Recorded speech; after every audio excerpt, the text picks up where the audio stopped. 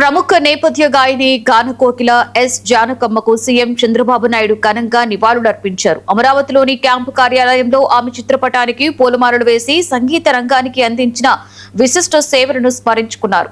6 దశాబ్దాలకు పైగా తన గానంతో కోట్లాది మంది అభిమానులను అలరించిన జానకమ్మ సేవలు చిరస్మరణీయమని సీఎం పేర్కొన్నారు. ఆమె పాటలు శాశ్వతంగా సంగీత అభిమానుల హృదయాలలో నిలిచిపోతాయని అన్నారు. కుటుంబ సభ్యులకు ప్రగాఢ సానుభూతి తెలియజేస్తూ ఆమె ఆత్మకు శాంతి చేకూరాలి అని ప్రార్థించారు సీఎం.